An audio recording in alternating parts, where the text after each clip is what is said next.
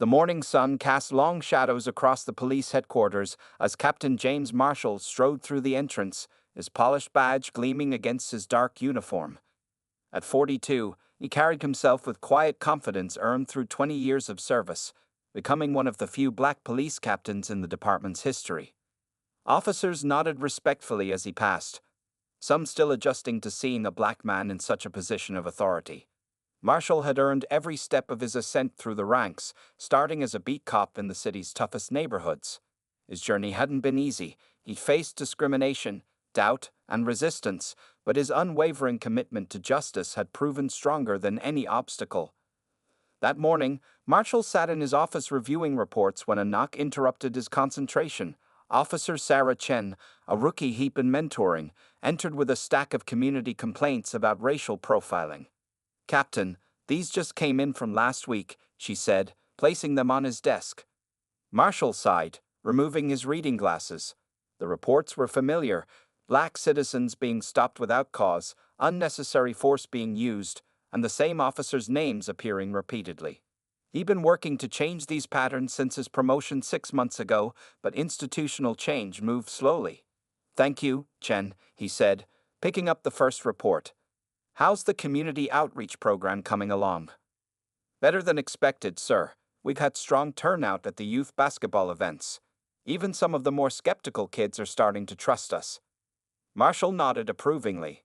The community outreach program had been his first major initiative as captain. He believed that building trust started with presence, not just during emergencies, but in everyday life. At home, his wife Diana, a civil rights attorney, supported his mission while keeping him grounded in reality. Their 9-year-old daughter Sophia had recently started asking questions about his work, trying to understand why some people feared the police. These conversations were never easy. The Marshal believed in honesty, even with difficult topics. That afternoon, Marshall led a department training session on de-escalation techniques. Looking across the room, he saw a mix of expressions. Some officers were engaged, others seemed dismissive.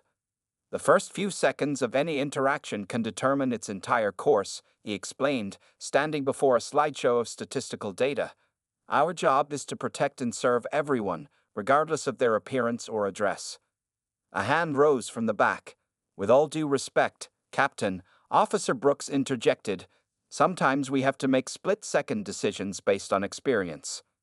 "Experience shouldn't mean prejudice," Marshall responded calmly. "I've been on these streets longer than most of you. I've faced armed suspects, diffused gang situations, and walked into countless unknown scenarios, but I've never let fear override my judgment or training." The room fell silent. Marshall shared his own experiences of being profiled before joining the force, of being pulled over in his own neighborhood, of having to teach his daughter the extra precautions she needed to take simply because of her skin color. After the session, several officers stayed behind to discuss specific scenarios they'd encountered. Marshall appreciated these moments. Real change happened in these small conversations, in the willingness to learn and adapt. Later that evening, as he drove home through his upscale neighborhood, Marshall reflected on the day. He'd moved his family here 3 months ago, believing the safer environment would be better for Sophia. Yet he couldn't help noticing how his neighbors sometimes stared, how security cars slowed down when passing his house, how some people crossed the street when he went jogging. Pulling into his driveway, Marshall saw Sophia riding her new bike on the sidewalk, her braids bouncing as she practiced turning. Diana watched from the porch, laptop open on her lap, likely working on another civil rights case. The sight of them made every struggle worthwhile. "Daddy," Sophia called out, pedaling toward him, "I can ride without training wheels now." Marshall hugged his daughter, breathing in the moment of pure joy. These were the people he was fighting for, not just his family, but every family that deserved to feel safe in their own neighborhood, every child who deserved to ride their bike without fear, every person who deserved equal treatment under the law. Little did he know that in less than 24 hours, his world would be shaken to its core, testing everything he believed about the system he'd dedicated his life to changing. The following day brought perfect weather for outdoor activities. Sophia Marshall beamed with excitement as she wheeled her bike out of the garage. It was Saturday, and she had been practicing her riding skills all week, eager to explore more of their new neighborhood. "Stay where I can see you from the kitchen window," Diana called out from inside the house. She was preparing lunch while catching up on case files. Sophie nodded, her colorful beads clicking as she adjusted her helmet.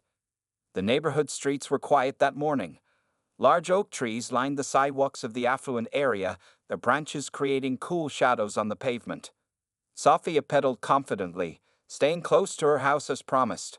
She wore her favorite purple t-shirt, matching shorts, and new sneakers that lit up with each step. 2 streets away, officers Mike Peterson and Tom Reynolds were responding to a call. Mrs. Henderson, a resident known for frequent complaints, had reported a suspicious person on a bicycle in the area.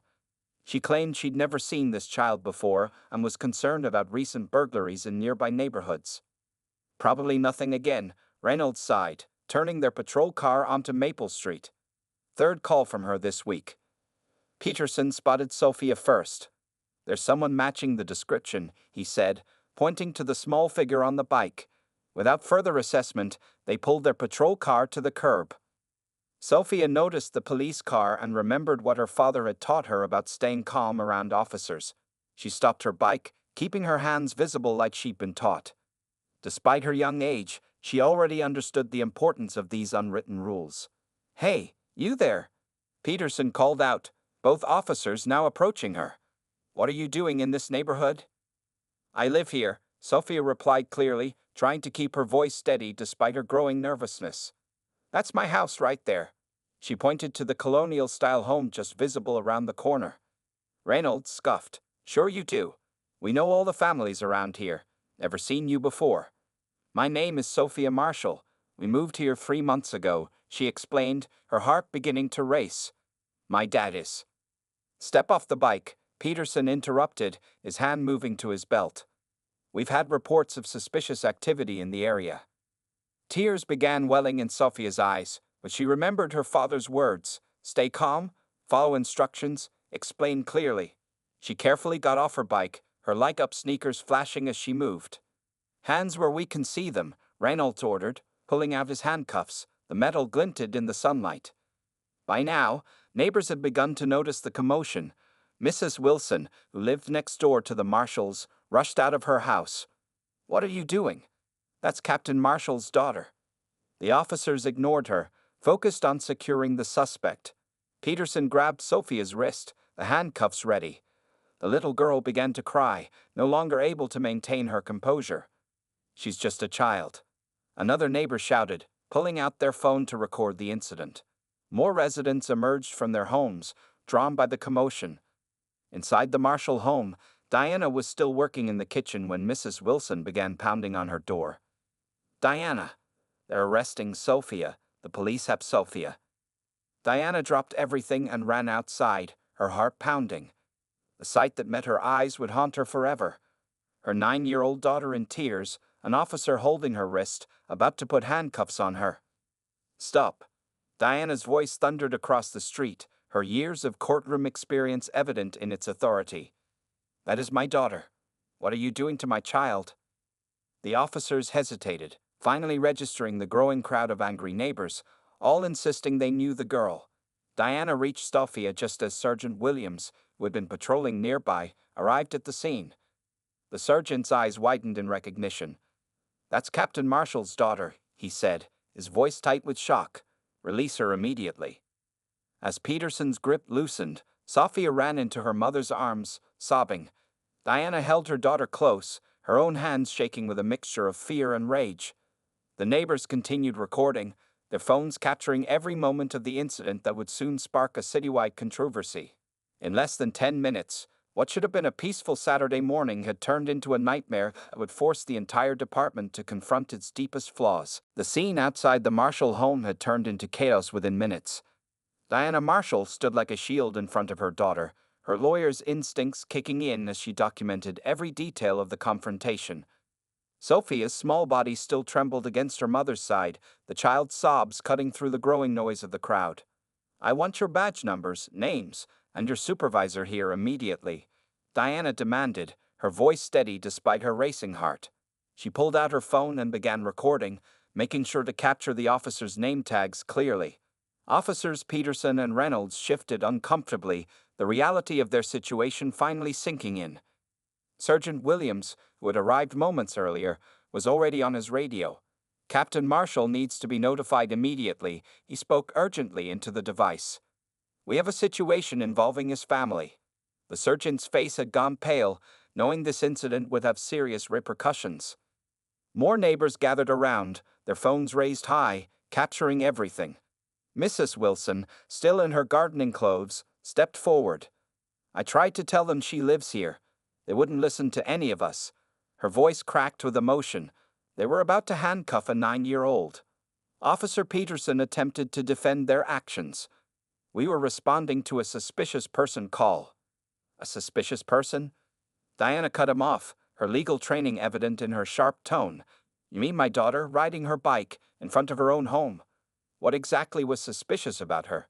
The question hung in the air, heavy with implications that everyone present understood.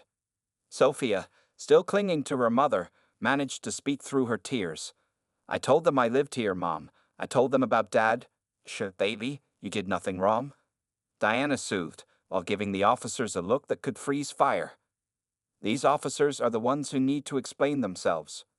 Sergeant Williams, trying to maintain some control over the situation, stepped between the officers and the marshals. Mrs. Marshall, I assure you this will be thoroughly investigated. These officers will be placed on immediate administrative leave. The sound of screeching tires drew everyone's attention as another police car pulled up. Captain James Marshall emerged, his face a mask of controlled fury as he took in the scene. His crying daughter, his angry wife, the defensive officers, and the crowd of neighbors with their phones raised. Daddy! Sophie broke free from her mother and ran to her father, who scooped her up in his arms. Despite his calm exterior, those who knew him could see the storm brewing in his eyes. What happened here? He asked, his voice deceptively quiet. The crowd fell silent, the only sounds being Sophia's diminishing sobs and the chirping of birds, oddly cheerful against the tense atmosphere. Diana stepped forward, her phone still recording.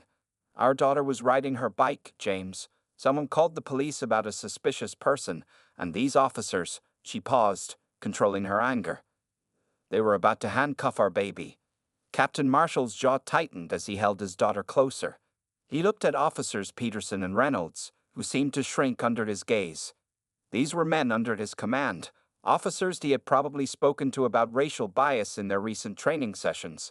Sir, Peterson started, we were just following protocol. Protocol. Marshall's voice remained low, but carried across the entire gathering. Was protocol to ignore a child telling you she lived here? Was protocol to dismiss our neighbors verifying her identity? Was protocol to prepare to handcuff a 9-year-old girl? The silence that followed was deafening. Sergeant Williams cleared his throat. Captain, I've already contacted Internal Affairs. They're on their way. Marshall nodded, his attention returning to his daughter. Are you okay, sweetheart? He asked softly. Sophie nodded against his shoulder, her tears finally stopping. The incident, captured on dozens of phones, would be viral within hours.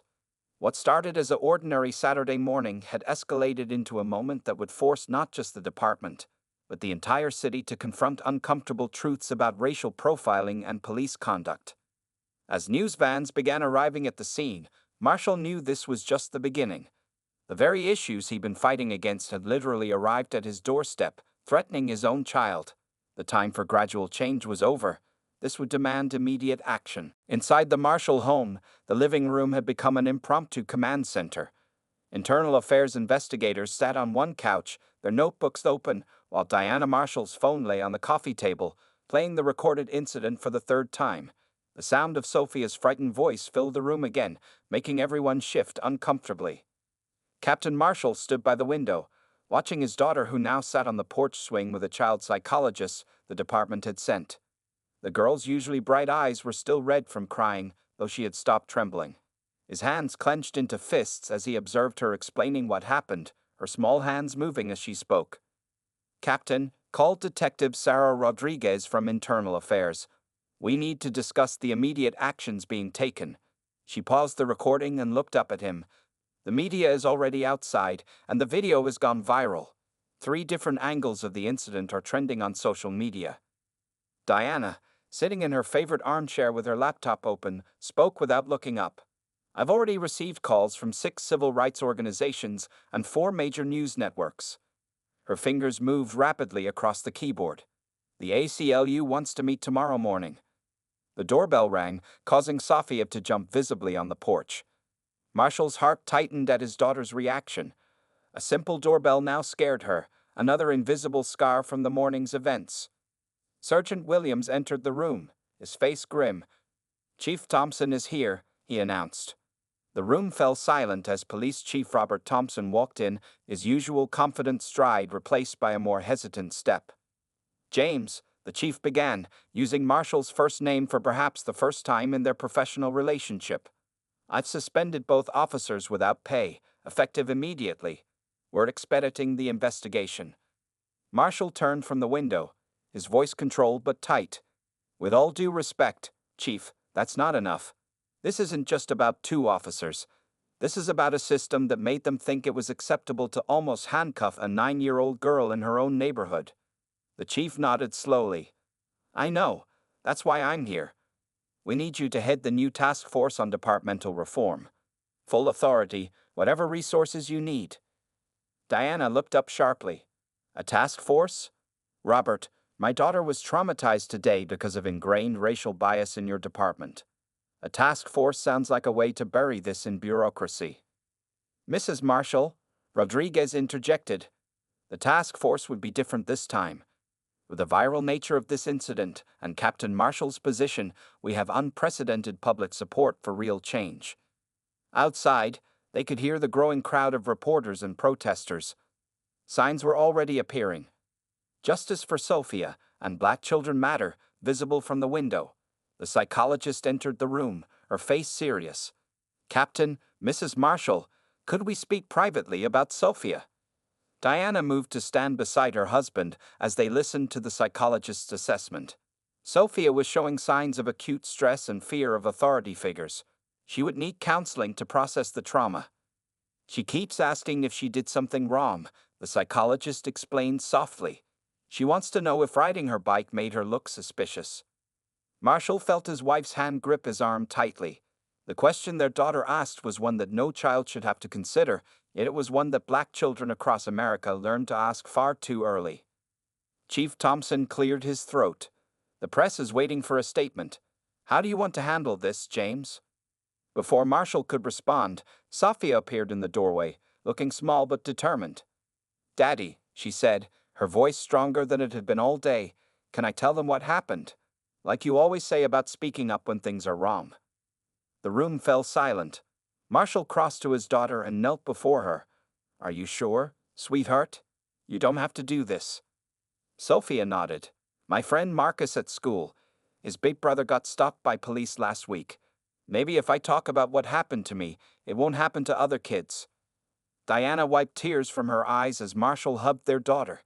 Even in her trauma, Sophia was thinking of others. Her courage would become a catalyst for change, though none of them could yet imagine how far-reaching that change would be. "Okay," Marshall said, standing up and taking Sophia's hand. "Then we'll tell your story together. All of it." Monday morning arrived with a heaviness that hung over the Marshall household. Captain Marshall stood in his uniform before the bathroom mirror, adjusting his badge with unusual hesitation. The weight of it felt different now, heavier somehow. Through the open door, he could hear Diana trying to coax Sophia to get ready for school. "I don't want to go," Sophia's voice trembled. "What if everyone saw the video?" Marshall closed his eyes, remembering yesterday's press conference. Sophia had stood brave beside him, telling her story to dozens of cameras. Her voice had been clear, though her hand had gripped his tightly throughout. The footage had played on every local channel and several national networks. "Baby, remember what we talked about?" Diana's gentle voice carried down the hallway. "You did nothing wrong. You're the brave one here." Marshall walked into Sophia's room, finding his daughter still in her pajamas, clutching her favorite stuffed elephant. Diana sat on the bed beside her, already dressed for court in her lawyer's suit, though her usual confidence seemed somewhat dimmed. "Would you like me to drive you to school today?" Marshall offered. Sophia looked up, considering the offer. She hadn't wanted to ride in a police car since the incident, even her father's. "Can we take Mom's car?" she asked quietly. "Of course, sweetheart." The drive to school was tense. As they pulled up to the entrance, they saw news vans parked across the street. Principal Sanders waited at the front steps, her face concerned but welcoming. "I've spoken to all the teachers," she assured Marshall and Diana. "We'll make sure Sophia feels safe and supported today." Inside his office later that morning, Marshall faced his own challenges. The internal investigation was moving quickly, but the ripples from Saturday's incident spread far beyond 2 suspended officers. His inbox overflowed with emails from civil rights organizations, fellow officers, and community leaders. His phone hadn't stopped ringing since dawn. A knock on his door interrupted his thoughts. Sergeant Williams entered, carrying a thick folder. "Sir, you need to see this," he said, placing the folder on the desk. "We've been reviewing Officers Peterson and Reynolds' previous stops. There's a pattern." Marshall opened the folder, though he already knew what he'd find. Statistics, reports, and complaints painted a clear picture of racial profiling. The same officers who had tried to handcuff his daughter had a history of disproportionately stopping people of color. His desk phone buzzed. "Captain," his secretary's voice came through. "Chief Thompson is here to see you."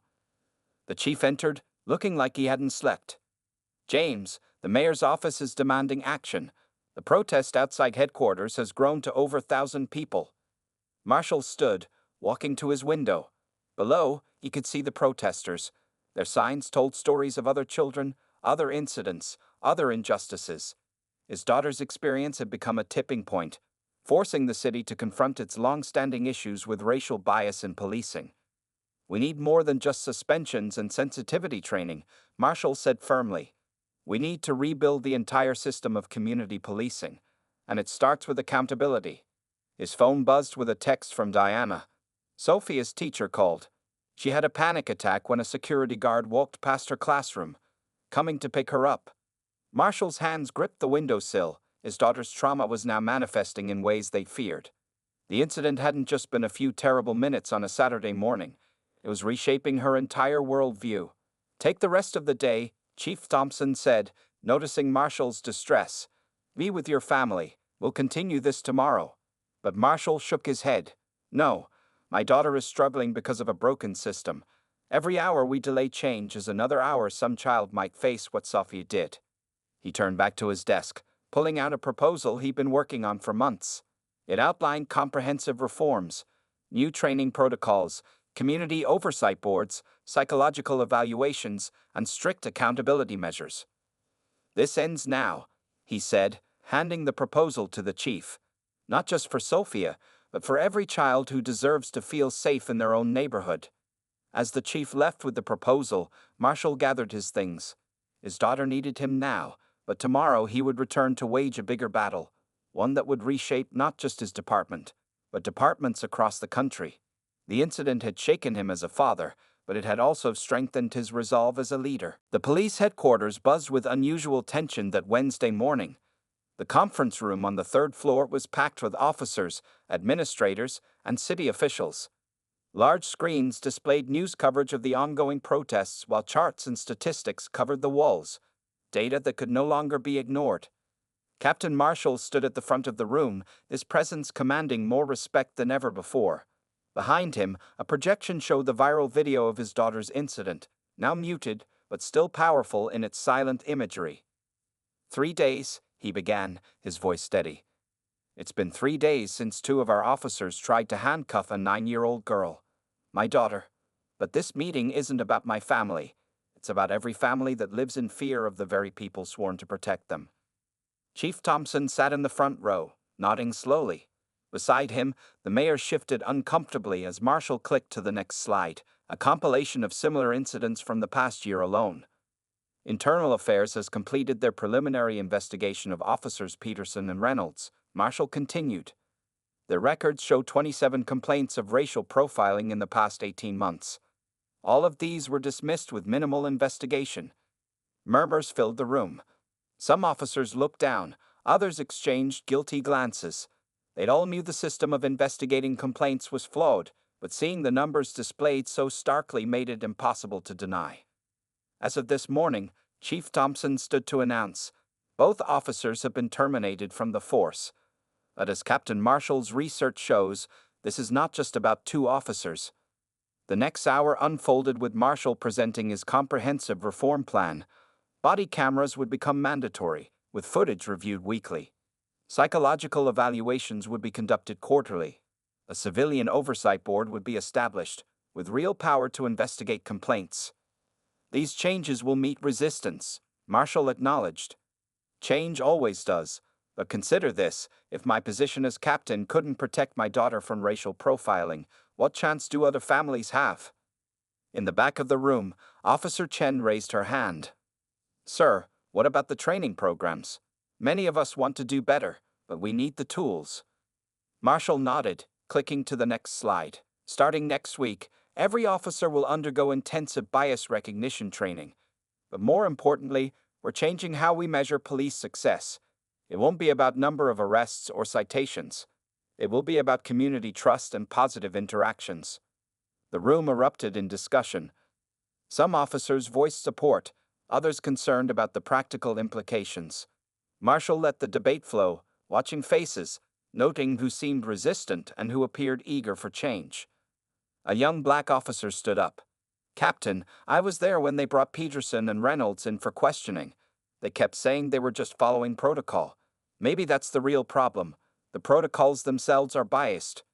Exactly, Marshall agreed. Which is why every procedure manual is being rewritten. We're bringing in civil rights attorneys, community leaders, and psychological experts to review every protocol. The meeting continued for hours. By the end, concrete steps were established. A timeline for implementation was set. Budget allocations were adjusted to support the new initiatives. As the room cleared out, Chief Thompson approached Marshall. The police union won't like this, he warned. They're already pushing back on the terminations.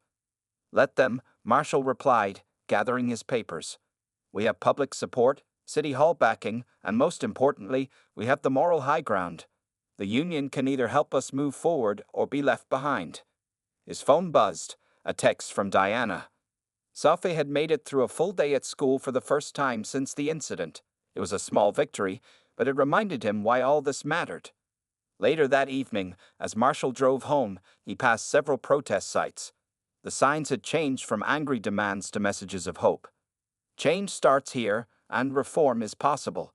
The site gave him strength for the battles ahead. At home, he found Sophia doing homework at the kitchen table. She looked up as he entered. Daddy, we learned about civil rights today. The teacher talked about how sometimes bad things have to happen before good changes come. Marshall hugged his daughter, his throat tight with emotion. That's true, baby. But the good changes are coming. I promise you that. He meant it. The department would change because it had to. His daughter's trauma would not be in vain.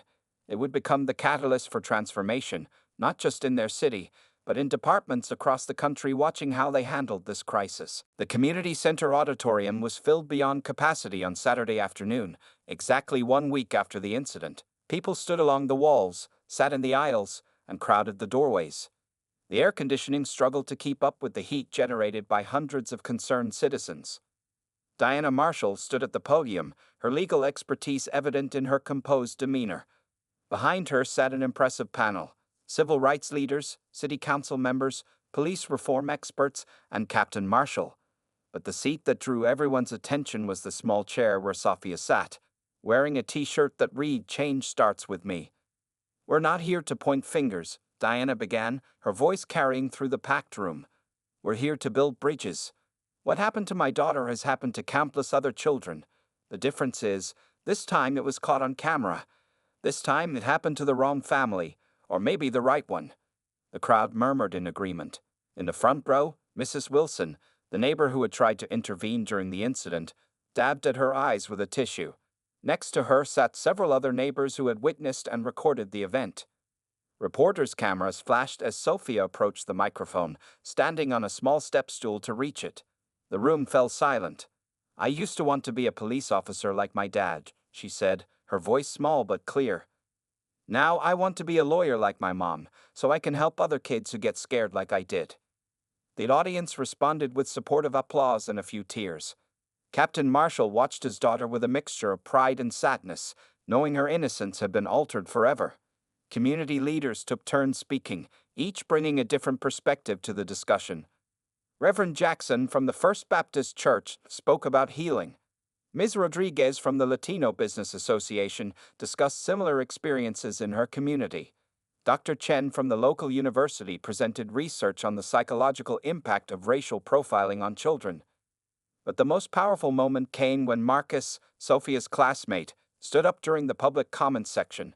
"My brother got stopped by police last month," the young boy said, his mother's hands on his shoulders.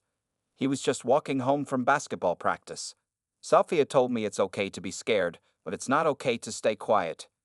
The meeting lasted for hours, evolving from presentations into working groups. People who had never spoken to their neighbors found themselves deep in conversation about community policing. Local business owners offered to host youth programs. Teachers proposed curriculum changes to address racial bias. Outside the community center, local news crews interviewed attendees. The story had grown beyond Sophia's incident. It had become about a community refusing to let fear and bias divide them. Diana's phone kept buzzing with messages from other cities requesting guidance on starting similar initiatives. The video of Sophia's incident had sparked conversations across the country, making their small community the focal point of a national discussion. As the meeting wound down, an elderly black woman approached Sophia. "I was a little girl during the civil rights movement," she said, holding Sophia's hand. "We marched so things would be better for your generation. I'm sorry you had to go through this, but you're turning it into something powerful." Captain Marshall watched the interaction, remembering his own grandmother telling him similar stories. Progress was never a straight line, but each generation pushed it forward, often through their pain. Later that evening, as the Marshalls drove home, they passed the spot where Sophia had been stopped. A small memorial had appeared. Flowers, stuffed animals, and signs calling for change. Sophia looked at it silently from the car window. "Mom, Dad," she said suddenly, "can we have a bike ride event? Like, all the kids in the neighborhood riding together. Maybe some police officers could ride with us instead of stopping us." Diana and James exchanged glances. Their daughter was transforming her trauma into hope, finding ways to build instead of break. "That's a wonderful idea, sweetheart," Diana replied, already making mental notes for organizing such an event. As they pulled into their driveway, they noticed new yard signs had appeared along their street. "This community stands together, and all children deserve to feel safe." The incident that had shaken their family was rippling outward, touching lives far beyond their neighborhood. It was becoming clear that this wasn't just about police reform. It was about a community deciding what kind of future they wanted to build together. 3 months after the incident, the transformation within the police department and community was visible. The police headquarters lobby, once stark and intimidating, now displayed children's artwork about community safety. Among them hung Sophia's drawing of police officers and kids riding bikes together, a reminder of what had sparked this change. Captain Marshall sat in his office, reviewing the latest progress reports. The numbers told a promising story. Complaints of racial profiling had dropped by 60%. Community trust ratings were slowly climbing. The new Civilian Oversight Board had successfully resolved 15 cases, with transparent investigations that satisfied both officers and citizens. His phone buzzed with a text from Diana. "Don't forget, Sophia's speech at the Youth Leadership Conference is at 3 p.m. He smiled, remembering how far his daughter had come. The nightmares had mostly stopped. The child psychologist reported significant progress in her healing. Most importantly, Sophia had found her voice, becoming an unexpected bridge between law enforcement and the community. The quarterly police training session that morning felt different from previous ones. Officers who had once been skeptical now actively participated in discussions about bias and community relations. The presence of community members during training sessions, a new requirement under Marshall's reforms, had helped humanize both sides. "Remember," Marshall told the gathered officers, "every interaction is an opportunity to build trust or break it. 3 months ago, 2 officers broke that trust with my daughter. Today, we're rebuilding it, one interaction at a time." At the Youth Leadership Conference, held in the renovated community center, Sophia stood before a crowd of students, teachers, and community leaders. Her voice was stronger now, confident. "When those officers tried to handcuff me, I was scared," she began. but my dad always says that scared people can still be brave, so I decided to be brave and help make things better. She described the weekly bike rides that now brought together police officers and neighborhood children. She talked about the new Student Advisory Council that gave young people a voice in community policing. Her words carried the wisdom of someone who had turned pain into purpose.